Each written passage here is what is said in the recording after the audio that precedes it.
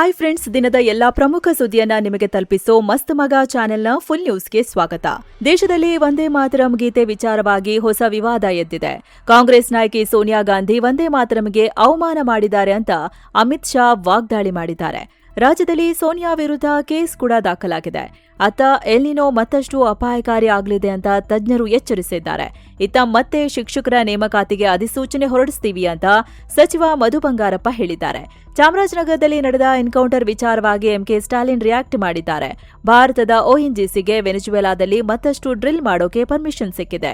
ಈ ಎಲ್ಲಾ ಸುದ್ದಿಗಳನ್ನ one by one ನೋಡ್ತಾ ಹೋಗೋಣ. ಮೊದಲು ವಂದೇ ಮಾತರಂ ಗೀತೆ ವಿವಾದದ ಬಗ್ಗೆ ಹೇಳ್ತೀವಿ. ಕಾಂಗ್ರೆಸ್ ಅಧಿನಾಯಕಿ ಸೋನಿಯಾ ಗಾಂಧಿ ವಂದೇ ಮಾತರಂ ಗೀತೆಗೆ ಅವಮಾನ ಮಾಡಿದ್ದಾರೆ ಎನ್ನಲಾಗ್ತಿರೋ ವಿವಾದ ಮತ್ತಷ್ಟು ತಾರಕಕ್ಕೆ ಹೋಗ್ತಿದೆ. ಸ್ವಾತಂತ್ರ್ಯ ದಿನಾಚರಣೆ ವೇಳೆ ಕಾಂಗ್ರೆಸ್ ಕಚೇರಿಯಲ್ಲಿ ವಂದೇ ಮಾತರಂ ಗೀತೆಯನ್ನ ಅರ್ಧಕ್ಕೆ ನಿಲ್ಲಿಸುವಂತೆ ಸೋನಿಯಾ ಗಾಂಧಿ ಸೂಚಿಸಿದ್ದ ದೃಶ್ಯ ವೈರಲ್ ಆಗಿತ್ತು. ಈಗ ಈ ಸಂಬಂಧ ಕೇಂದ್ರ ಗೃಹ ಸಚಿವ ಅಮಿತ್ ಶಾ ಸೋನಿಯಾ ಗಾಂಧಿ ವಿರುದ್ಧ ತೀವ್ರ ವಾಗ್ದಾಳಿ ನಡೆಸಿದ್ದಾರೆ. ಟಿವಿಲಿ ನಾವೆಲ್ಲರೂ ಸೋನಿಯಾ ಸೂಚಿಸಿರೋದನ್ನ ನೋಡಿದ್ದೀವಿ. ದೇಶದ 140 ಕೋಟಿ ಜನ ಇದನ್ನ ಗಮನಿಸಿದ್ದಾರೆ. ವೋಟ್ ಬ್ಯಾಂಕ್ ರಾಜಕಾರಣಕ್ಕಾಗಿ ನೀವು ಮಾಡಿದ ಈ ಪಾಪವನ್ನ ದೇಶದ ಜನ ಎಂದಿಗೂ ಕ್ಷಮಿಸೋದಿಲ್ಲ ಅಂತ ಶಾ ಆಕ್ರೋಶ ಹೊರಹಾಕಿದ್ದಾರೆ. ಅಲ್ಲದೆ ದೇಶದ ಜನತೆ ಹಾಗೂ ವಂದೇ ಮಾತರಂ ಬರೆದ ಬಂಕಿಂ ಚಂದ್ರ ಚಟರ್ಜಿ ಅವರಲ್ಲಿ ಕಾಂಗ್ರೆಸ್ ಕೈ ಮುಗಿದು ಕ್ಷಮೆ ಕೇಳಬೇಕು ಅಂತ ಶಾ ಒತ್ತಾಯಿಸಿದ್ದಾರೆ. ಇನ್ನು ಅಮಿತ್ ಶಾ ಹೇಳಿಕೆಗೆ ಕಾಂಗ್ರೆಸ್ ರಿಯಾಕ್ಟ್ ಮಾಡಿದೆ. ನಿಜವಾದ ಸಮಸ್ಯೆಗಳಿಂದ ಜನರ ಗಮನ ಬೇರೆಡೆ ಸೆಳೆಯೋಕೆ ಶಾ ಈ ತರ ಮಾಡ್ತಿದ್ದಾರೆ. ತಮ್ಮ ಸರ್ಕಾರದ ವೈಫಲ್ಯ ಮುಚ್ಚಿ ಹಾಕೋಕೆ ಸೋನಿಯಾ ಗಾಂಧಿ ಕ್ಷಮೆ ಕೇಳಬೇಕು ಅಂತಿದ್ದಾರೆ ಅಂತ ಕಾಂಗ್ರೆಸ್ ನಾಯಕ ಜೈರಾಮ್ ರಮೇಶ್ ತಿರುಗೇಟು ಕೊಟ್ಟಿದ್ದಾರೆ. ಅಲ್ಲದೆ ಬಾಂಗ್ಲಾ ವಿದ್ಯಾರ್ಥಿ ನಾಯಕ ಉಸ್ಮಾನ್ ಹಾದಿ ಹತ್ಯೆಯ ಆರೋಪಿಗಳನ್ನ ನಮ್ಗೆ ಕೊಡಬೇಕು ಅಂತ ಹೇಳಿದೆ. ಅಲ್ಲದೆ ದಿಲ್ಲಿಲಿ ಪ್ರತಿಭಟನೆ ವೇಳೆ ಯುವಕರ ಮೇಲೆ ದೌರ್ಜನ್ಯ ಆಗಿದೆ. ಅದಕ್ಕೆ ಕಾರಣರಾದವರು ಈಗ ಕಾಂಗ್ರೆಸ್ ಕ್ಷಮೆ ಕೇಳಬೇಕು ಅಂತಿರೋದು ಹಾಸ್ಯಾಸ್ಪದ ಅಂದಿದ್ದಾರೆ. ಅತ್ತ ಬಂಕಿಂ ಚಂದ್ರ ಚಟರ್ಜಿ ಅವರ ವಂಶಸ್ಥ ಹಾಗೂ ಬಿಜೆಪಿ ಎಂಎಲ್ಎ ಸುಮಿತ್ರೋ ಚಟರ್ಜಿ ಸೋನಿಯಾಗೆ ಪತ್ರ ಬರೆದು ಬೇಷರತ್ ಕ್ಷಮೆಯಾಚನೆಗೆ ಆಗ್ರಹಿಸಿದ್ದಾರೆ. ವಂದೇ ಮಾತರಂ ಗೀತೆಯನ್ನ ನಿಲ್ಲಿಸೋಕೆ ಪದೇ ಪದೇ ಪ್ರಯತ್ನ ಮಾಡಲಾಗಿದೆ. ಅವರಿಗೆ ಭಾರತದ ಸಂಸ್ಕೃತಿನೇ ಗೊತ್ತಿಲ್ಲ ಅಂದಿದ್ದಾರೆ. ಇನ್ನು ಸೋನಿಯಾ ಗಾಂಧಿ ವಂದೇ ಮಾತರಂಗೆ ಅಪಮಾನ ಮಾಡಿದ್ದಾರೆ ಅಂತೇಳಿ ಅವರ ವಿರುದ್ಧ ಮಂಗಳೂರಿನ ಉರ್ವಾ ಪೊಲೀಸ್ ಠಾಣೆಯಲ್ಲಿ ಕೂಡ ಕೇಸ್ ದಾಖಲಾಗಿದೆ. ಬಿಜೆಪಿ ಮುಖಂಡ ವಿಕಾಸ್ ಅನ್ನೋರು ಈ ಕಂಪ್ಲೇಂಟ್ ಕೊಟ್ಟಿದ್ದಾರೆ. ಅಲ್ಲದೆ ಎಫ್ಐಆರ್ ದಾಖಲಿಸದಿದ್ರೆ ಹೈಕೋರ್ಟ್ ಮೂಲಕ ಕಾನೂನು ಹೋರಾಟ ಮಾಡೋದಾಗಿ ಎಚ್ಚರಿಕೆ ಕೂಡ ಕೊಟ್ಟಿದ್ದಾರೆ. ಮತ್ತೊಂದು ಕಡೆ ಕೇರಳದಲ್ಲೂ ವಂದೇ ಮಾತರಂ ಕುರಿತು ವಿವಾದ ಭುಗಿಲೆದ್ದಿದೆ. ಸ್ವಾತಂತ್ರ್ಯ ದಿನಾಚರಣೆಯ ಅಧಿಕೃತ ಸರ್ಕಾರಿ ಕಾರ್ಯಕ್ರಮದಲ್ಲಿ ವಂದೇ ಮಾತರಂ ಗೀತೆ ಹಾಡಿಲ್ಲ. ಹೀಗಾಗಿ ಕೇರಳದ ಯುಡಿಎಫ್ ಸರ್ಕಾರದ ವಿರುದ್ಧ ಬಿಜೆಪಿ ತೀವ್ರ ಆಕ್ರೋಶ ಹೊರಹಾಕಿದೆ. ಕೇರಳದ ಸಿಎಂ ವಿಡಿ ಸತೀಶನ್ ಜಮಾತೆ ಇಸ್ಲಾಮಿ ಹಾಗೂ ದೇಶ ವಿರೋಧಿ ಶಕ್ತಿಗಳ ಕೈಗೊಂಬೆಯಾಗಿದ್ದಾರೆ ಅಂತ ಬಿಜೆಪಿ ಕಿಡಿಕಾರಿದೆ. ಅಲ್ಲದೆ ಶಿಕ್ಷಣ ಇಲಾಖೆಯನ್ನ ಕಂಟ್ರೋಲ್ ಮಾಡ್ತಿರೋ ಮುಸ್ಲಿಂ ಲೀಗ್ ಒತ್ತಡಕ್ಕೆ ಮಣಿದು ಶಾಲೆಗಳಲ್ಲಿ ವಂದೇ ಮಾತರಂ ಹಾಡೋದು ಕಡ್ಡಾಯ ಅಂತ ಎಲ್ಲೂ ಆದೇಶ ಹೊರಡಿಸಿಲ್ಲ. ಹೀಗಾಗಿ ಇದು ಮಕ್ಕಳಲ್ಲಿ ವಿಷಬೀಜ ಬಿತ್ತೋ ಕೆಲಸ ಅಂತ ಕೇರಳ ಬಿಜೆಪಿ ನಾಯಕರು ಅಸಮಾಧಾನ ಹೊರಹಾಕಿದ್ದಾರೆ. ಜೊತೆಗೆ ಸರ್ಕಾರದ ಈ ದೇಶ ವಿರೋಧಿ ನಿಲುವಿನ ವಿರುದ್ಧ ಕಾನೂನು ಹೋರಾಟ ಮಾಡೋದಾಗಿ ಬಿಜೆಪಿ ಎಚ್ಚರಿಕೆ ನೀಡಿದೆ. ಭಾರತ ಸೇರಿದಂತೆ ಸದ್ಯ ಇಡೀ ಜಗತ್ತನ್ನೇ ಕಾಡ್ತಿರೋ ಎಲ್ನಿನೋ ಬಗ್ಗೆ ಮತ್ತಷ್ಟು ಆಘಾತಕಾರಿ ಮಾಹಿತಿ ಸಿಗ್ತಿದೆ. ಪೆಸಿಫಿಕ್ ಮಹಾಸಾಗರದಲ್ಲಿ ಎಲ್ನಿನೋ ಪ್ರಭಾವ ಈಗ ತುಂಬಾನೇ ಜಾಸ್ತಿ ಆಗ್ತಿದೆ. ಇದು ಮನುಕುಲದ ಇತಿಹಾಸದಲ್ಲೇ ಅತಿ ಭೀಕರವಾದ ಎಲ್ನಿನೋ ಆಗಲಿದೆ ಅಂತ ವಿಜ್ಞಾನಿಗಳು ಎಚ್ಚರಿಕೆ ಕೊಟ್ಟಿದ್ದಾರೆ. ಬರೋ ನವೆಂಬರ್ ಅಥವಾ ಡಿಸೆಂಬರ್ ಹೊತ್ತಿಗೆ ಇದರ ಅಬ್ಬರ ಪೀಕ್ಗೆ ಹೋಗಲಿದೆ. ಇದರಿಂದಾಗಿ ಇಡೀ ಪ್ರಪಂಚದ ತಾಪಮಾನ ಹಿಂದೆಂದೂ ಕಾಣದಷ್ಟು ಏರಿಕೆಯಾಗಲಿದೆ ಅಂತ ವಿಜ್ಞಾನಿಗಳು ವಾರ್ನ್ ಮಾಡಿದ್ದಾರೆ. ಸದ್ಯ ಪೆಸಿಫಿಕ್ ಸಮುದ್ರದ ತಾಪಮಾನದ ಬಗ್ಗೆ ಅಧ್ಯಯನ ಮಾಡ್ತಿರೋ ಕ್ಲೈಮೇಟ್ ಎಕ್ಸ್ಪರ್ಟ್ಸ್ ಈಗಾಗಲೇ ಸಮುದ್ರದ ಮೇಲ್ಮೈ ತಾಪಮಾನ ಸೂಪರ್ ಎಲ್ನಿನೋ ಹಂತಕ್ಕೆ ತಲುಪಿದೆ ಅಂತ ಹೇಳಿದ್ದಾರೆ. ಆದರೆ ಇದಕ್ಕಿಂತ ಹೆಚ್ಚು ಆತಂಕದ ವಿಚಾರ ಅಂದ್ರೆ ಸಮುದ್ರದ ಆಳದಲ್ಲಿರೋ ಬಿಸಿ ಉಷ್ಣಾಂಶ ಮುಂದಿನ ತಿಂಗಳುಗಳಲ್ಲಿ ಹೊರಬರಲು ಕಾಯ್ತಿದೆ ಅಂತ ತಜ್ಞರು ಆತಂಕ ವ್ಯಕ್ತಪಡಿಸಿದ್ದಾರೆ. 1987ರಿಂದ 83, 1997ರಿಂದ 98 ಮತ್ತು 2015 ಮತ್ತು 16ರಲ್ಲಿ ಭೀಕರ ಎಲ್ನಿನೋ ಬಂದಿತ್ತು. ಆದ್ರೆ ಈಗ ಸಮುದ್ರದೊಳಗಿನ ಉಷ್ಣಾಂಶ ಆ ಹಳೆಯ ಎಲ್ಲಾ ರೆಕಾರ್ಡ್ಗಳನ್ನು ಬ್ರೇಕ್ ಮಾಡಲಿದೆ. ತಾಪಮಾನ ಏರಿಕೆಯ ವೇಗ, ತೀವ್ರತೆ ಮತ್ತೆ ಶೇಖರಣೆಯಾದ ಬಿಸಿ ಎಲ್ಲದರಲ್ಲೂ ಈ ಎಲ್ನಿನೋ ಮುಂದಿದೆ ಅಂತ ತಜ್ಞರು ಎಚ್ಚರಿಸಿದ್ದಾರೆ. ಅಲ್ಲದೆ ಇದರ ಎಫೆಕ್ಟ್ ಬರೀ ಪೆಸಿಫಿಕ್ ಸಾಗರಕ್ಕೆ ಮಾತ್ರ ಸೀಮಿತ ಆಗಿರಲ್ಲ. ಮನುಷ್ಯರು ಮಾಡಿರೋ ಹವಾಮಾನ ಬದಲಾವಣೆ ಜೊತೆಗೆ ಈ ಎಲ್ನಿನೋ ಕೂಡ ಸೇರ್ಕೊಳ್ಳಲಿದೆ. ಇದರಿಂದ 2027ರ ಆರಂಭದಲ್ಲಿ ಜಾಗತಿಕ ತಾಪಮಾನ 2 ಡಿಗ್ರಿ ಸೆಲ್ಸಿಯಸ್ಗೂ ಹೆಚ್ಚು ಏರಿಕೆಯಾಗಲಿದೆ. ಲಕ್ಷಾಂತರ ವರ್ಷಗಳಿಂದ ಭೂಮಿ ಇಂಥ ಭೀಕರ ತಾಪಮಾನ ನೋಡಿಲ್ಲ ಅಂತ ಸಂಶೋಧಕರು ಹೇಳಿದ್ದಾರೆ. ಮುಂದಿನ 12ರಿಂದ 18 ತಿಂಗಳು ಇಡೀ ಪ್ರಪಂಚಕ್ಕೆ ತುಂಬಾನೇ ಡೇಂಜರ್ ಆಗಿದೆ. ಹವಾಮಾನ ವೈಪರೀತ್ಯ ಮಿತಿಮೀರಿ ಹೋಗಲಿದೆ ಅಂತ ಹವಾಮಾನ ತಜ್ಞರು ವಾರ್ನ್ ಮಾಡಿದ್ದಾರೆ. ಭೀಕರ ಬಿಸಿಗಾಳಿ, ಮುಂಗಾರು ಮಳೆಯ ದಿಕ್ಕು ಬದಲಾಗುವ ಅಪಾಯ ಇದೆ. ಕೆಲವೆಡೆ ಭೀಕರ ಭಯಂಕರ ಬರಗಾಲ ಬಂದ್ರೆ ಇನ್ನೂ ಕೆಲವೆಡೆ ಭೀಕರ ಪ್ರವಾಹ ಬರೋ ಚಾನ್ಸಸ್ ಇದೆ. ಯಾವ ಪ್ರದೇಶದ ಮೇಲೆ ಎಷ್ಟು ಎಫೆಕ್ಟ್ ಆಗುತ್ತೆ ಅಂತ ನಿಖರವಾಗಿ ಹೇಳಕ್ಕಾಗಲ್ಲ. ಆದ್ರೆ ಪ್ರಪಂಚ ಅತ್ಯಂತ ಕಷ್ಟದ ಪರಿಸ್ಥಿತಿ ಎದುರಿಸೋದಂತೂ ಸತ್ಯ ಅಂತ ತಜ್ಞರು ಹೇಳಿದ್ದಾರೆ. ಮಹಾರಾಷ್ಟ್ರದ ಆಹಾರ ಮತ್ತು ಔಷಧ ಆಡಳಿತ FDA ಇಲಾಖೆ ಬಾಲಿವುಡ್ ನಟರಾದ ಶಾರುಖ್ ಖಾನ್, ಅಜಯ್ ದೇವಗನ್ ಮತ್ತು ಟೈಗರ್ ಶ್ರಾಫ್ಗೆ ಶೋಕಾಸ್ ನೋಟಿಸ್ ನೀಡಿದೆ. FDA ಆಯುಕ್ತ ತುಕಾರಾಂ ಮುಂಡೆ ನೇತೃತ್ವದ ಸಮಿತಿ ಈ ನೋಟಿಸ್ ನೀಡಿದೆ. 2024ರಲ್ಲಿ ರಿಲೀಸ್ ಆದ ವಿಮಲ್ ಇಲೈಚಿ ಅಥವಾ ವಿಮಲ್ ಏಲಕ್ಕಿ ಜಾಹೀರಾತ್ನಲ್ಲಿ ಈ ಮೂವರು ನಟರು ಕಾಣಿಸಿಕೊಂಡಿದ್ರು. ಈ ಪ್ರಾಡಕ್ಟ್ ಅನ್ನ ಪ್ರಮೋಟ್ ಮಾಡಿದ್ರು. ಮೇಲ್ನೋಟಕ್ಕೆ ಇದು ಕೇವಲ ವಿಮಲ್ ಏಲಕ್ಕಿಯ ಜಾಹೀರಾತು ಆಗಿದ್ರು, ಇಂಡೈರೆಕ್ಟ್ ಆಗಿ ಇದು ವಿಮಲ್ ಪಾನ್ ಮಸಾಲಾ ಬ್ರ್ಯಾಂಡ್ ಅನ್ನ ಪ್ರಮೋಟ್ ಮಾಡ್ತಿದೆ. ಇದು ಜನರ ದಾರಿ ತಪ್ಪಿಸುತ್ತೆ ಅಂತ ನೋಟಿಸ್ನಲ್ಲಿ ಉಲ್ಲೇಖಿಸಲಾಗಿದೆ. ಅಲ್ಲದೆ ಈಗಿಂದೀಗ್ಲೇ ವಿಮಲ್ ಪಾನ್ ಮಸಾಲಾ ಅಥವಾ ಏಲಕ್ಕಿ ಜಾಹೀರಾತಲ್ಲಿ ಭಾಗವಹಿಸಿ ಸಪೋರ್ಟ್ ಮಾಡೋದನ್ನ ನಿಲ್ಲಿಸಿ. ಅದಕ್ಕೆ ಸಂಬಂಧಿಸಿದ ಎಲ್ಲಾ ಪ್ರಮೋಷನಲ್ ಕಂಟೆಂಟ್ಗಳನ್ನ ನಿಮ್ಮ ಸೋಷಿಯಲ್ ಮೀಡಿಯಾ ಹಾಗೂ ಇತರೆ ಡಿಜಿಟಲ್ ಪ್ಲಾಟ್ಫಾರ್ಮ್ನಿಂದ ತೆಗೆದುಹಾಕಿ ಅಂತ ನಿರ್ದೇಶಿಸಿದೆ. ಹಾಗೆ ಈ ವಿಮಲ್ ಏಲಕ್ಕಿ ಪ್ರಾಡಕ್ಟ್ ಅನ್ನ ಸಪರೇಟ್ ಆಗಿ ಮಾರಾಟ ಮಾಡಲಾಗ್ತಿದೆ ಅನ್ನೋದಕ್ಕೆ ಎವಿಡೆನ್ಸ್ ಕೊಡಿ, ಇಲ್ಲಾಂದ್ರೆ ವಿಮಲ್ ಪಾನ್ ಮಸಾಲವನ್ನ ಪರೋಕ್ಷವಾಗಿ ಪ್ರಮೋಟ್ ಮಾಡೋಕೆ ಈ ಪ್ರಾಡಕ್ಟ್ ಬಳಸಲಾಗ್ತಿಲ್ಲ ಅನ್ನೋದಕ್ಕೆ ಸರಿಯಾದ ವಿವರಣೆ ನೀಡಿ ಅಂತ ನೋಟಿಸ್ನಲ್ಲಿ ಉಲ್ಲೇಖಿಸಲಾಗಿದೆ. ಈ ಪ್ರಶ್ನೆಗಳಿಗೆ ಉತ್ತರ ಕೊಡೋಕೆ ನಟರಿಗೆ 15 ದಿನಗಳ ಟೈಮ್ ಕೊಡಲಾಗಿದೆ. ಇಲ್ಲಾಂದ್ರೆ ಮುಂದಿನ ಕ್ರಮ ತಗೋತೀವಿ ಅಂತ ಹೇಳಿದೆ. ಇನ್ನು ಸ್ನೇಹಿತರೆ, 7 ಸ್ಯಾಂಡ್ಸ್ ಟೂರಿಸಂನವರು ಕಾಶಿ, ಅಯೋಧ್ಯೆ, ತ್ರಿವೇಣಿ ಸಂಗಮ, ಗಯಾ ಮತ್ತು ಬೋಧ್ಗಯಾ ದರ್ಶನಕ್ಕೆ ಒಂದು ಸ್ಪೆಷಲ್ ಟೂರ್ ಆಯೋಜಿಸಿದ್ದಾರೆ. All inclusive package. ಆಸಕ್ತರು ಕೆಳಗಡೆ ಇರೋ ನಂಬರ್ಗೆ ಕಾಲ್ ಮಾಡಿ ಈಗಲೇ ನಿಮ್ಮ ಸೀಟನ್ನ ಬುಕ್ ಮಾಡ್ಕೊಳ್ಳಿ. ಇನ್ನು ರಾಜ್ಯದಲ್ಲಿ ಆಹಾರ ಸುರಕ್ಷತಾ ತಪಾಸಣೆ ಮುಂದುವರೆದಿದೆ. ಬೆಂಗಳೂರಿನ ಬಳಿಕ ಮಂಗಳೂರಿನ ಸಿಟಿ ಸೆಂಟರ್ ಮಾಲ್ನಲ್ಲಿರೋ KFC ಮಳಿಗೆಯನ್ನ ಫುಡ್ ಸೇಫ್ಟಿ ಅಧಿಕಾರಿಗಳು ಸೀಸ್ ಮಾಡಿದ್ದಾರೆ. ಮಂಗಳೂರಿನ ಮಾಜಿ ಮೇಯರ್ ಕವಿತಾ ಸನಿಲ್ ತಮ್ಮ ಮಗುವಿಗಾಗಿ ಸ್ವಿಗ್ಗಿ ಮೂಲಕ ಚಿಕನ್ ಆರ್ಡರ್ ಮಾಡಿದ್ರು. ಆದ್ರೆ ಆ ಚಿಕನ್ ಕಪ್ಪಾಗಿದ್ದು ಕೆಟ್ಟ ವಾಸನೆ ಬರ್ತಿದ್ದ ಹಿನ್ನೆಲೆ ದೂರು ನೀಡಿದ್ರು. ಹೀಗಾಗಿ ಅಧಿಕಾರಿಗಳು ಮಳಿಗೆ ಮೇಲೆ ರೇಡ್ ಮಾಡಿ ಸದ್ಯ ಅದರ ಕಾರ್ಯಾಚರಣೆಯನ್ನೇ ಸ್ಥಗಿತಗೊಳಿಸಿದ್ದಾರೆ. ದಾಳಿ ವೇಳೆ ಅಡುಗೆ ಮನೆ ಹಾಗೂ ಫ್ರೀಜರ್ಗಳನ್ನ ಚೆಕ್ ಮಾಡಿದಾಗ ಕಳೆದ ಮಾರ್ಚ್ ತಿಂಗಳಲ್ಲಿ ಪ್ಯಾಕ್ ಮಾಡಿದ ಹಳೆ ಚಿಕನ್ ಪತ್ತೆಯಾಗಿದೆ. ಹೀಗಾಗಿ 3 ಬಗೆಯ ಚಿಕನ್ ಹಾಗೂ ಅಡುಗೆ ಎಣ್ಣೆಯ ಸ್ಯಾಂಪಲ್ ಅನ್ನ ಮೈಸೂರಿನ ಲ್ಯಾಬ್ಗೆ ಕಳಿಸಲಾಗಿದೆ. ವರದಿ ಬಂದ ಬಳಿಕ ಮುಂದಿನ ಕಠಿಣ ಕ್ರಮ ಕೈಗೊಳ್ತೀವಿ ಅಂತ ಅಧಿಕಾರಿಗಳು ಹೇಳಿದ್ದಾರೆ. ಇನ್ನೊಂದೆಡೆ ಮೈಸೂರು ಹಾಗೂ ನಂಜನಗೂಡಿನ ಹೋಟೆಲ್, ರೆಸಾರ್ಟ್ಗಳ ಮೇಲೂ ಅಧಿಕಾರಿಗಳು ಸರಣಿ ದಾಳಿ ಮಾಡಿದ್ದಾರೆ. ರಿಯೋ ಮೆರಿಡಿಯನ್ ಹೋಟೆಲ್ನಲ್ಲಿ 9 ಕೆಜಿ ಹಳಸಿದ ಚಿಕನ್, ಗ್ರ್ಯಾಂಡ್ ಮರ್ಕ್ಯೂರ್ ಹೋಟೆಲ್ನಲ್ಲಿ 68 ಕೆಜಿ ಮಾಂಸ ಜಪ್ತಿ ಮಾಡಲಾಗಿದೆ. ರಾಜ್ಯಾದ್ಯಂತ ಇಂಥದ್ದೇ ಕಾರ್ಯಾಚರಣೆ ನಡೆಯುತ್ತಿದ್ದು ಇದುವರೆಗೂ 1,000 ಕೆಜಿಗೂ ಹೆಚ್ಚು ಕಳಪೆ ಆಹಾರವನ್ನ ನಾಶಪಡಿಸಲಾಗಿದೆ.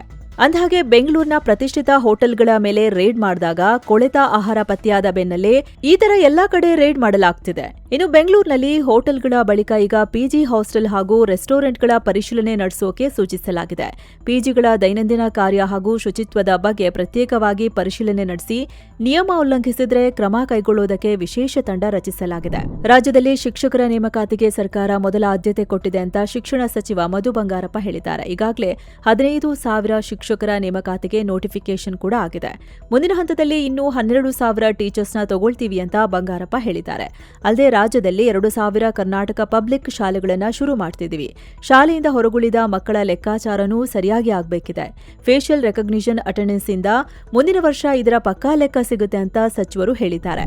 ಇನ್ನು ಬೆಂಗಳೂರಿನಲ್ಲಿ ಟ್ರಾಫಿಕ್ ಪೊಲೀಸ್ ಮೇಲೇನೆ ಆಟೋ ಹತ್ತಿಸೋಕೆ ಯತ್ನಿಸಿದ ಘಟನೆ ನಡೆದಿದೆ. ಬನ್ನೇರುಘಟ್ಟ ರಸ್ತೆಯ ಮೀನಾಕ್ಷಿ ಮಾಲ್ ಬಳಿ ಈ ಘಟನೆ ನಡೆದಿದ್ದು ಆಟೋ ಚಾಲಕ ಕಾರ್ತಿಕ್ನನ್ನ ಅರೆಸ್ಟ್ ಮಾಡಲಾಗಿದೆ. ಬುಧವಾರ ರಾತ್ರಿ ಸಣ್ಣ ಆಕ್ಸಿಡೆಂಟ್ ವಿಚಾರಕ್ಕೆ ಇಬ್ಬರು ಆಟೋ ಚಾಲಕರು ಜಗಳ ಮಾಡ್ತಿದ್ರು. ಇದರಿಂದ ಟ್ರಾಫಿಕ್ ಜಾಮ್ ಆಗಿತ್ತು. ಇದನ್ನ ಕ್ಲಿಯರ್ ಮಾಡೋಕೆ ಹುಳಿಮಾವು ಟ್ರಾಫಿಕ್ ಠಾಣೆಯ ಹೆಡ್ ಕಾನ್ಸ್ಟೇಬಲ್ ಮಾಣಿಕ್ ಪ್ರಭು ಮುಂದಾಗಿದ್ದಾರೆ. ಆಟೋಗಳನ್ನ ಸೈಡ್ಗೆ ಹಾಕಿ ದಾಖಲೆ ಕೇಳಿದ್ದಾರೆ. ಈ ವೇಳೆ ಆರೋಪಿ ಕಾರ್ತಿಕ್ ಪೊಲೀಸ್ ಮೇಲೇನೆ ಆಟೋ ಹತ್ತಿಸಿ ಎಸ್ಕೇಪ್ ಆಗೋಕೆ ಯತ್ನಿಸಿದ್ದಾನೆ. ಆಟೋ ಡಿಕ್ಕಿ ಹೊಡೆದಿದ್ರಿಂದ ಕಾನ್ಸ್ಟೇಬಲ್ ಅವರ ಬಲಗಾಲಿನ ಮೂಳೆ ಮುರಿದಿದೆ. ಇದೇ ವೇಳೆ ಪೊಲೀಸರು ಆಟೋ ಚಾಲಕನನ್ನ ಹಿಡಿದು ಅರೆಸ್ಟ್ ಮಾಡಿದ್ದಾರೆ. ಕರ್ತವ್ಯಕ್ಕೆ ಅಡ್ಡಿಪಡಿಸಿದ ಆರೋಪದಡಿ ಕೇಸ್ ಹಾಕಲಾಗಿದೆ. ಇನ್ನು ದಳಪತಿ ವಿಜಯ್ ತಮಿಳುನಾಡಿನ ಸಿಎಂ ಆಗಿದ್ದೇ ತಡ ದಕ್ಷಿಣ ಭಾರತದ ಸ್ಟಾರ್ ನಟರು ಕೂಡ ಪಾಲಿಟಿಕ್ಸ್ ಕಡೆ ಮುಖ ಮಾಡ್ತಾರಾ ಅನ್ನೋ ಚರ್ಚೆ ಶುರುವಾಗಿದೆ. ಇದೀಗ ಸ್ಯಾಂಡಲ್ವುಡ್ ನಟ ರಾಕಿಂಗ್ ಸ್ಟಾರ್ ಯಶ್ ಕೂಡ ರಾಜಕೀಯಕ್ಕೆ ಬರೋ ಸುಳಿವು ಕೊಟ್ಟಿದ್ದಾರೆ. ಇತ್ತೀಚೆಗೆ ಆಪ್ಕಿ ಅದಾಲತ್ ಕಾರ್ಯಕ್ರಮದಲ್ಲಿ ಭಾಗಿಯಾಗಿದ್ದ ಯಶ್ಗೆ ವಿಜಯ್ ಸಿಎಂ ಆಗಿದ್ದಾರೆ, ನೀವು ರಾಜಕೀಯಕ್ಕೆ ಬರ್ತೀರಾ ಅಂತ ಪ್ರಶ್ನೆ ಕೇಳಲಾಗಿತ್ತು. ಇದಕ್ಕೆ ಉತ್ತರಿಸಿದ ಯಶ್, ರಾಜಕೀಯ ಪ್ರವೇಶವನ್ನ ತಳ್ಳಿಹಾಕಿಲ್ಲ, ಬದಲಿಗೆ ಸದ್ಯಕ್ಕೆ ನಾನು ನಟನಾಗಿ ಸಾಧಿಸೋದು ಬಹಳಷ್ಟಿದೆ. ನಮ್ಮ ಚಿತ್ರರಂಗವನ್ನ ಮತ್ತೊಂದು ಹಂತಕ್ಕೆ ಕೊಂಡೊಯ್ಯುವ ಗುರಿ ಇದೆ ಅಂತ ಹೇಳಿದ್ದಾರೆ. ಹಾಗೆ ಮುಂದುವರೆದು ಭವಿಷ್ಯದಲ್ಲಿ ನನ್ನ ಅವಶ್ಯಕತೆ ಇದೆ ಅಂತ ಅನ್ಸಿದ್ರೆ ರಾಜಕೀಯಕ್ಕೆ ಬರಬಹುದೇನೋ, ಆದ್ರೆ ಸದ್ಯ ಅದರ ಬಗ್ಗೆ ಯೋಚಿಸಿಲ್ಲ ಅಂತ ಯಶ್ ಸ್ಪಷ್ಟಪಡಿಸಿದ್ದಾರೆ. ಇನ್ನು ನೈಸ್ ರಸ್ತೆ ಟೋಲ್ ಸಂಬಂಧ ಕೇಂದ್ರ ಸಚಿವ ಕುಮಾರಸ್ವಾಮಿ ಸಿಎಂ DK ಶಿವಕುಮಾರ್ಗೆ ಪತ್ರ ಬರೆದಿದ್ದಾರೆ. ಅದರಲ್ಲಿ ನೈಸ್ ರಸ್ತೆಯಲ್ಲಿ ಅಕ್ರಮವಾಗಿ ಟೋಲ್ ವಸೂಲಿ ಮಾಡಲಾಗ್ತಿದೆ, ಇದನ್ನ ಕೂಡಲೇ ನಿಲ್ಲಿಸಿ ಇಡೀ ಯೋಜನೆಯನ್ನ ಸರ್ಕಾರವೇ ವಶಕ್ಕೆ ಪಡಿಬೇಕು ಅಂತ ಆಗ್ರಹಿಸಿದ್ದಾರೆ. ಅಲ್ಲದೆ ರೈತರ ಭೂಮಿ ಕಿತ್ಕೊಂಡು 23 ವರ್ಷ ಆದರೂ ಪರಿಹಾರ ಕೊಟ್ಟಿಲ್ಲ. ನೈಸ್ ಸಂಸ್ಥೆ ರೈತರನ್ನ ಬೀದಿ ಪಾಲು ಮಾಡಿದೆ. ಇದೊಂದು ದೊಡ್ಡ ಹಗರಣ ಅಂತ ಸ್ವತಃ ಹೈಕೋರ್ಟ್ ಕೂಡ ಹೇಳಿದೆ. ಹೀಗಾಗಿ ಸರ್ಕಾರವೇ ಈ ಯೋಜನೆಯನ್ನ ತನ್ನ ಸುಪರ್ದಿಗೆ ತಗೋಬೇಕು ಅಂತ ಎಚ್ಡಿಕೆ ಒತ್ತಾಯಿಸಿದ್ದಾರೆ. ಇನ್ನು ಕುಮಾರಸ್ವಾಮಿ ಅವರ ಪತ್ರಕ್ಕೆ ಸಿಎಂ ರಿಯಾಕ್ಟ್ ಮಾಡಿದ್ದಾರೆ. ಅವರು ಪತ್ರ ಬರೆದಿರೋದು ಈಗಷ್ಟೇ ನನ್ನ ಗಮನಕ್ಕೆ ಬಂದಿದೆ. ಮೊದಲು ಪತ್ರವನ್ನ ಪರಿಶೀಲಿಸ್ತೀನಿ, ಆಮೇಲೆ ಕಾನೂನು ಪ್ರಕಾರ ಏನೆಲ್ಲ ಕ್ರಮ ತಗೋಬೇಕು ಅದನ್ನ ತಗೋತೀವಿ ಅಂದಿದ್ದಾರೆ. ಇನ್ನು ಚಾಮರಾಜನಗರ ಜಿಲ್ಲೆಯ ಹನೂರು ಬಳಿ ಅರಣ್ಯ ಸಿಬ್ಬಂದಿ ನಡೆಸಿದ ಗುಂಡಿನ ದಾಳಿಯಲ್ಲಿ 3 ಬಲಿಯಾದ ಪ್ರಕರಣ ತೀವ್ರ ಸ್ವರೂಪ ಪಡ್ಕೊಂಡಿದೆ. ಈಗ ಹನೂರು ವಿಭಾಗದ ಅರಣ್ಯಾಧಿಕಾರಿಗಳ ವಿರುದ್ಧ ಎಫ್ಐಆರ್ ದಾಖಲಾಗಿದೆ. ಮೃತ ಆಂಟೋನಿ ಸ್ವಾಮಿ ಪತ್ನಿ ಲೂರ್ದಾ ಮೇರಿ ದೂರು ನೀಡಿದ್ರು. ಇದರ ಆಧಾರದ ಮೇಲೆ ಕೇಸ್ ದಾಖಲಾಗಿದೆ. ಇನ್ನು ಅರಣ್ಯ ಸಿಬ್ಬಂದಿ ಗುಂಡೇಟು ಖಂಡಿಸಿ ಕುಟುಂಬಸ್ಥರು ಹಾಗೂ ಗ್ರಾಮಸ್ಥರು ಮೃತದೇಹಗಳನ್ನಿಟ್ಟು ಭಾರೀ ಪ್ರತಿಭಟನೆ ನಡೆಸಿದ್ರು. ಪೊಲೀಸರು, ಜಿಲ್ಲಾಧಿಕಾರಿಗಳ ಮನವಿಗೂ ಜಗ್ಗದ ಜನ. ಕೊನೆಗೆ ಹನೂರು ಜೆಡಿಎಸ್ ಶಾಸಕ ಮಂಜುನಾಥ್ ಅವರ ಭರವಸೆ ಬಳಿಕ ಪ್ರತಿಭಟನೆ ವಾಪಸ್ ಪಡೆದಿದ್ದಾರೆ. ಮೃತರ ಕುಟುಂಬಕ್ಕೆ ತಲಾ 15 ಲಕ್ಷ ರೂಪಾಯಿ ಪರಿಹಾರ ಹಾಗೂ ಸರ್ಕಾರಿ ಉದ್ಯೋಗ ಕೊಡಿಸುವುದಾಗಿ ಶಾಸಕರು ಭರವಸೆ ನೀಡಿದ್ದಾರೆ. ಇನ್ನು ಈ ಘಟನೆಗೆ ತಮಿಳುನಾಡಿನ ವಿಪಕ್ಷ ಡಿಎಂಕೆ ಕೂಡ ರಿಯಾಕ್ಟ್ ಮಾಡಿದೆ. ಕರ್ನಾಟಕದ ಅರಣ್ಯ ಇಲಾಖೆ ಅತ್ಯಂತ ಕ್ರೂರವಾಗಿ ವರ್ತಿಸಿದೆ ಅಂತ ತಮಿಳುನಾಡಿನ ಮಾಜಿ ಸಿಎಂ ಎಂಕೆ ಸ್ಟಾಲಿನ್ ಕಿಡಿಕಾರಿದ್ದಾರೆ. ಅಲ್ಲದೆ ಈ ವಿಷಯವನ್ನ ವಿಜಯ್ ಸರ್ಕಾರ ಕರ್ನಾಟಕ ಸರ್ಕಾರದ ಗಮನಕ್ಕೆ ತರಬೇಕು ಅಂತ ಸ್ಟಾಲಿನ್ ಆಗ್ರಹಿಸಿದ್ದಾರೆ. ಈ ಮೂಲಕ ಮೇಕೆದಾಟು ಬಳಿಕ ಈಗ ಕರ್ನಾಟಕ, ತಮಿಳುನಾಡು ಮಧ್ಯೆ ಮತ್ತೊಂದು ವಿಚಾರ ಭುಗಿಲೇಳೋ ತರ ಕಾಣ್ತಿದೆ. ಹನೂರು ಅರಣ್ಯ ಪ್ರದೇಶದಲ್ಲಿ 3 ತಮಿಳಿಗರನ್ನ ಹತ್ಯೆ ಮಾಡಲಾಗಿದೆ ಅಂತ ವರದಿಯಾಗಿತ್ತು. ಅದರ ಬೆನ್ನಲ್ಲೇ ಸ್ಟಾಲಿನ್ ಈ ತರ ಮಾತನಾಡಿದ್ದಾರೆ. ಇನ್ನು ಚಿತ್ರದುರ್ಗ ಜಿಲ್ಲೆಯ ಮೊಳಕಾಲ್ಮೂರು ವಿಧಾನಸಭಾ ಕ್ಷೇತ್ರದ ಕುರಿತು ಕಾಂಗ್ರೆಸ್ ಶಾಸಕ ಎನ್.ವೈ. ಗೋಪಾಲಕೃಷ್ಣ ವಿವಾದಾತ್ಮಕ ಹೇಳಿಕೆ ನೀಡಿದ್ದಾರೆ. ನಮ್ಮ ಮೊಳಕಾಲ್ಮೂರು ಕ್ಷೇತ್ರವನ್ನ ಪಕ್ಕದ ಆಂಧ್ರಪ್ರದೇಶಕ್ಕೆ ಇಲ್ಲವೇ ಚಳ್ಳಕೆರೆಗೆ ಸೇರಿಸಬೇಡಿ ಅಂತ ಹೇಳಿದ್ದಾರೆ. ಮೊಳಕಾಲ್ಮೂರಿನಲ್ಲಿ ಅಂಬೇಡ್ಕರ್ ಭವನದ ಸ್ಥಳ ಪರಿಶೀಲನೆ ವೇಳೆ ಅವರು ಈ ಬೇಸರ ಹೊರಹಾಕಿದ್ದಾರೆ. ಮೊಳಕಾಲ್ಮೂರು ಯಾವುದೋ ಒಂದು ಮೂಲೆಯಲ್ಲಿದೆ. ಹೀಗಾಗಿ ದೊಡ್ಡ ನಾಯಕರಿಗೆ ಈ ಕ್ಷೇತ್ರ ಕಾಣಿಸೋದೇ ಇಲ್ಲ. ಇಲ್ಲಿನ ಶಾಸಕರಿಗೆ ಗೌರವನೂ ಸಿಗಲ್ಲ. ಕ್ಷೇತ್ರದ ಹಣೆಬರಹ ಎಲ್ಲಿತ್ತೋ ಅಲ್ಲೇ ಇದೆ ಅಂತ ಅಸಮಾಧಾನ ವ್ಯಕ್ತಪಡಿಸಿದ್ದಾರೆ. ಸಚಿವ ಸ್ಥಾನ ಕೈತಪ್ಪಿದ್ರಿಂದಲೇ ಶಾಸಕರು ಈ ರೀತಿ ಆಕ್ರೋಶ ಹೊರಹಾಕಿದ್ದಾರೆ ಎನ್ನಲಾಗ್ತಿದೆ. ಇನ್ನು ರಾಜ್ಯ ಸರ್ಕಾರದ ಟನಲ್ ರಸ್ತೆ ಯೋಜನೆಯಿಂದ ಬೆಂಗಳೂರಿನ ಲಾಲ್ಬಾಗ್ ಪರಿಸರಕ್ಕೆ ಹಾನಿಯಾಗೋ ಚರ್ಚೆ ಬಹುದಿನಗಳಿಂದ ನಡೀತಾ ಇದೆ. ಈಗ ಲಾಲ್ಬಾಗ್ ಉಳಿಸಿ ಅಂತ ಘೋಷಣೆ ಕೂಗ್ತಾ ವಾಕರ್ಸ್ ಅಸೋಸಿಯೇಷನ್ ವಿಭಿನ್ನವಾಗಿ ಪ್ರತಿಭಟಿಸಿದೆ. ಲಾಲ್ಬಾಗ್ನ ಬಂಡೆಗಳನ್ನು ತಬ್ಬಿಕೊಂಡು ಪ್ರೊಟೆಸ್ಟ್ ಮಾಡಲಾಗಿದೆ. ಯಾವುದೇ ಕಾರಣಕ್ಕೂ ಲಾಲ್ಬಾಗ್ಗೆ ಧಕ್ಕೆಯಾಗಬಾರದು ಅಂತ ಪ್ರತಿಭಟನಾಕಾರರು ಆಗ್ರಹಿಸಿದ್ದಾರೆ. ಇನ್ನು ದೀರ್ಘಕಾಲದಿಂದ ಡಿಲೇ ಆಗ್ತಿದ್ದ ಭಾರತದ ಪ್ರಾಜೆಕ್ಟ್ 75ಐನಲ್ಲಿ ದೊಡ್ಡ ಪ್ರಗತಿ ಆಗ್ತಿದೆ ಅನ್ನೋ ಮಾಹಿತಿ ಬರ್ತಿದೆ. 6 ಅಡ್ವಾನ್ಸ್ಡ್ ಕನ್ವೆನ್ಷನಲ್ ಸಬ್ಮರೀನ್ಗಳನ್ನ ನಿರ್ಮಾಣ ಮಾಡೋ ಈ ಯೋಜನೆಯ ಪ್ರಸ್ತಾವನೆ ಶೀಘ್ರದಲ್ಲೇ ಕೇಂದ್ರ ಭದ್ರತಾ ಕ್ಯಾಬಿನೆಟ್ ಸಮಿತಿ ಸಿಸಿಎಸ್ ಮುಂದೆ ಹೋಗಲಿದೆ ಅಂತ ಹೇಳಲಾಗ್ತಿದೆ. ಅಂದಹಾಗೆ ಈ ಯೋಜನೆಯಡಿಯಲ್ಲಿ ನೌಕಾಪಡೆಗೆ ಒಟ್ಟು 6 ಅಡ್ವಾನ್ಸ್ಡ್ ಕನ್ವೆನ್ಷನಲ್ ಸಬ್ಮರೀನ್ಗಳನ್ನ ಭಾರತದಲ್ಲಿ ತಯಾರಿಸೋ ಪ್ಲಾನ್ ಇದೆ. ಜರ್ಮನಿಯ ಟಿಸೆನ್ ಗ್ರೂಪ್ ಮರೀನ್ ಸಿಸ್ಟಮ್ಸ್ ಕಂಪನಿ ಜೊತೆಗಿನ ಪಾರ್ಟ್ನರ್ಶಿಪ್ನಲ್ಲಿ ಭಾರತದ ಮಜಗಾಂವ್ ಡಾಕ್ ಶಿಪ್ ಬಿಲ್ಡರ್ಸ್ ಇದನ್ನ ನಿರ್ಮಿಸಲಿದೆ. ಇದು ಸುಮಾರು 70,000 ಕೋಟಿ ರೂಪಾಯಿಯ ಯೋಜನೆ ಎನ್ನಲಾಗಿದೆ. ಇದಕ್ಕಾಗಿ ಒಪ್ಪಂದ ಮಾಡಿಕೊಳ್ಳೋಕೆ ಹಲವು ವರ್ಷಗಳ ಕಾಲ ಎರಡೂ ದೇಶಗಳ ನಡುವೆ ಮಾತುಕತೆ ಆಗಿತ್ತು. ಆದ್ರೆ ಹಣ ಮತ್ತು ಟೆಕ್ನಿಕಲ್ ವಿಚಾರದಲ್ಲಿ ಕೆಲ ಭಿನ್ನಾಭಿಪ್ರಾಯಗಳು ಮೂಡಿ ಮಾತುಕತೆ ನಿಂತುಹೋಗಿತ್ತು. ಆದ್ರೀಗ ಈ ಯೋಜನೆಯ ಪ್ರಸ್ತಾವನೆನ ಆದಷ್ಟು ಬೇಗ ಸಿಸಿಎಸ್ ಮುಂದೆ ಇಡಲಾಗುತ್ತೆ ಅನ್ನೋ ಮಾಹಿತಿ ಬರ್ತಿದೆ. ಇನ್ನು ಯುಪಿಯ ವಾರಣಾಸಿ ಏರ್ಪೋರ್ಟ್ ಅಲ್ಲಿ ಪ್ರಯಾಣಿಕರೊಬ್ಬರ ಬಳಿ ಇದ್ದ ಬಂದೂಕು ತಪಾಸಣೆ ಮಾಡುವಾಗ ಆಕಸ್ಮಿಕವಾಗಿ ಗುಂಡು ಹಾರಿದೆ. ಪರಿಣಾಮ 2 ಏರ್ಪೋರ್ಟ್ ಸಿಬ್ಬಂದಿ ಗಾಯಗೊಂಡಿದ್ದಾರೆ. ಸದ್ಯವರನ್ನ ಆಸ್ಪತ್ರೆಗೆ ದಾಖಲಿಸಲಾಗಿದೆ. ಅಂದಾಗೆ ಅಜಂಗಡದ ಕಮಲೇಶ್ ಅನ್ನೋರು ತಮ್ಮ ಪತ್ನಿ ಜೊತೆ ಏರ್ ಇಂಡಿಯಾ ವಿಮಾನದಲ್ಲಿ ಮುಂಬೈಗೆ ಹೊರಟಿದ್ರು. ಈ ವೇಳೆ ತಮ್ಮ ಬಳಿ ಬಂದೂಕು ಇರೋ ಬಗ್ಗೆ ಮಾಹಿತಿಯನ್ನ ಕೊಟ್ಟಿದ್ರು. ಆದ್ರೆ ಚೆಕಿಂಗ್ ಮಾಡೋವಾಗ ಈ ತರ ಆಗಿದೆ. ಇನ್ನು ಈ ಘಟನೆ ಬೆನ್ನಲ್ಲೇ ಪ್ರಯಾಣಿಕ ಕಮಲೇಶ್ನನ್ನ ಪೊಲೀಸರು ವಶಕ್ಕೆ ಪಡೆದು ಎಫ್ಐಆರ್ ದಾಖಲಿಸಿದ್ದಾರೆ. ಇತ್ತ ವಿಮಾನಯಾನ ಭದ್ರತಾ ಸಂಸ್ಥೆ ಕೂಡ ಘಟನೆ ಬಗ್ಗೆ ತನಿಖೆ ಶುರು ಮಾಡಿದೆ. ಇನ್ನು ಪಶ್ಚಿಮ ಬಂಗಾಳದಲ್ಲಿ ಪಾಕಿಸ್ತಾನದ ಗುಪ್ತಚರ ಸಂಸ್ಥೆ ಐಎಸ್ಐ ಪರ ಕೆಲಸ ಮಾಡ್ತಿದ್ದ ಆರೋಪದ ಮೇಲೆ 3 ಏಜೆಂಟರನ್ನ ಅರೆಸ್ಟ್ ಮಾಡಲಾಗಿದೆ. ಭಾರತ ಬಾಂಗ್ಲಾ ಗಡಿಯ ಕೂಚ್ ಬೆಹಾರ್ ಜಿಲ್ಲೆಯಲ್ಲಿ ಬಂಗಾಳದ ಸ್ಪೆಷಲ್ ಟಾಸ್ಕ್ ಪೊಲೀಸರು ಈ 3ರನ್ನ ಬಂಧಿಸಿದ್ದಾರೆ. ಅಂದಹಾಗೆ ಈ ಆರೋಪಿಗಳು ಭಾರತದ ಸಿಮ್ ಕಾರ್ಡ್ಗಳನ್ನು ಕಲೆಕ್ಟ್ ಮಾಡಿ ಬಾಂಗ್ಲಾ ಮೂಲಕ ಪಾಕಿಸ್ತಾನಕ್ಕೆ ಕಳಿಸುತ್ತಿದ್ರು. ಹಾಗೆ ಪಾಕಿಸ್ತಾನದಲ್ಲಿ ಕುಳಿತು ಇದೇ ಸಿಮ್ ಬಳಸಿ ದೇಶ ವಿರೋಧಿ ಕೆಲಸ ಹಾಗೂ ನಕಲಿ ನೋಟು ದಂಧೆ ಮಾಡ್ತಿದ್ದ ದೊಡ್ಡ ಜಾಲವನ್ನ ಪೊಲೀಸರು ಭೇದಿಸಿದ್ದಾರೆ. ಸದ್ಯ ಈ 3ರನ್ನು 14 ದಿನಗಳ ಕಾಲ ಪೊಲೀಸ್ ಕಸ್ಟಡಿಗೆ ಪಡೆಯಲಾಗಿದೆ. ಅಂದಹಾಗೆ ಕಳೆದ 15 ದಿನಗಳಲ್ಲಿ ಬಂಗಾಳ ಪೊಲೀಸರು ನಡೆಸಿದ 3ನೇ ದೊಡ್ಡ ಆಪರೇಷನ್ ಇದಾಗಿದೆ. ಇದಕ್ಕೂ ಮುನ್ನ ಉಗ್ರರ ಜೊತೆ ನಂಟಿದ್ದ ಪಾಕ್ ಪ್ರಜೆಯನ್ನ ಕೂಡ ಅರೆಸ್ಟ್ ಮಾಡಲಾಗಿತ್ತು.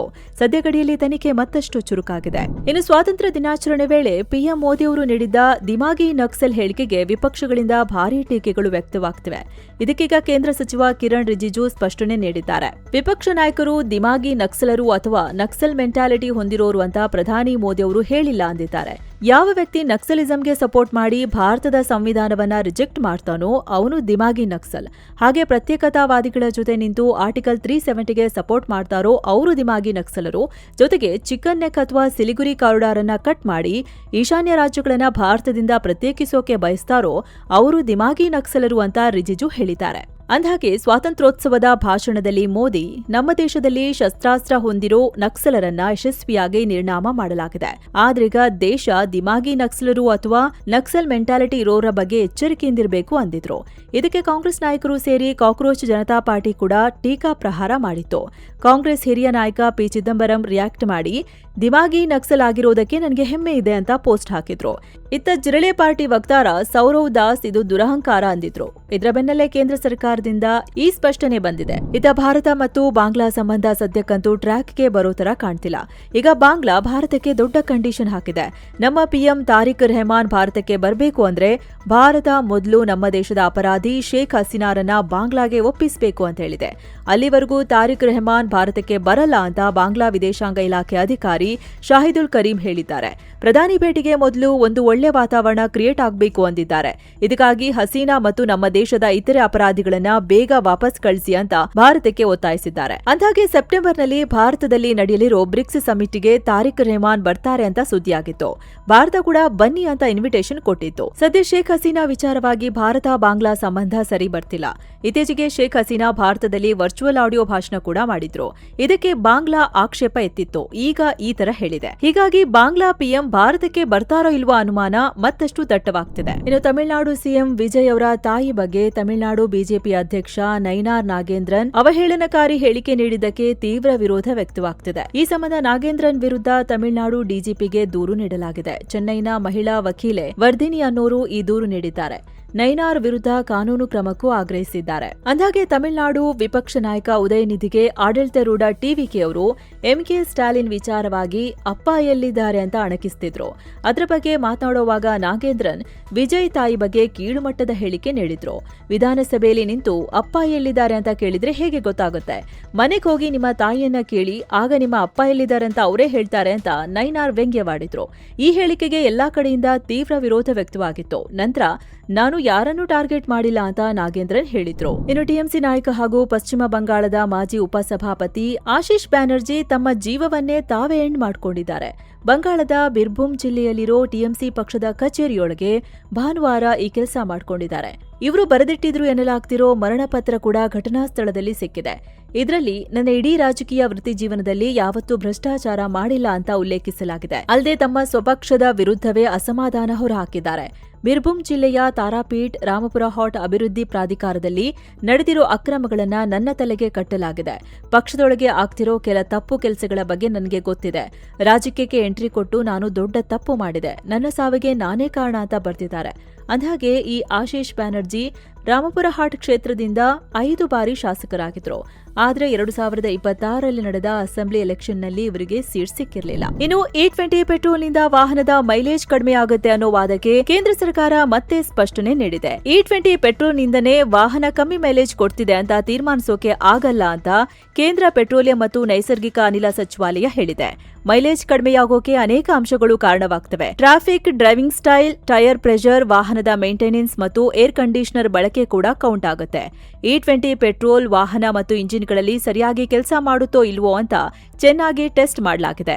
ಮೈಲೇಜ್ ವಾಹನದ ಕಂಡೀಷನ್ ಹಾಗೂ ಯಾವ ಪರಿಸ್ಥಿತಿಯಲ್ಲಿ ವಾಹನ ಚಲಾಯಿಸುತ್ತಿದೆ ಅನ್ನೋದರ ಮೇಲೆ ಡಿಪೆಂಡ್ ಆಗುತ್ತೆ ಅಂತ ಸರ್ಕಾರ ಹೇಳಿದೆ. ಇನ್ನು FIH ಮಹಿಳಾ ಹಾಕಿ ವಿಶ್ವಕಪ್ ಟೂರ್ನಿಲಿ ಭಾರತ ತಂಡ ಉತ್ತಮ ಶುಭಾರಂಭ ಮಾಡಿದೆ. ನೆದರ್ಲೆಂಡ್ಸ್ನ ಆಮ್ಸ್ಟೆಲ್ ವಿನ್ ಮೈದಾನದಲ್ಲಿ ನಡೆದ ತನ್ನ ಮೊದಲ ಪಂದ್ಯದಲ್ಲಿ ಬಲಿಷ್ಠ ಚೀನಾ ವಿರುದ್ಧ 2-2 ಗೋಲುಗಳ ಮೂಲಕ ಮ್ಯಾಚ್ ಡ್ರಾ ಆಗಿದೆ.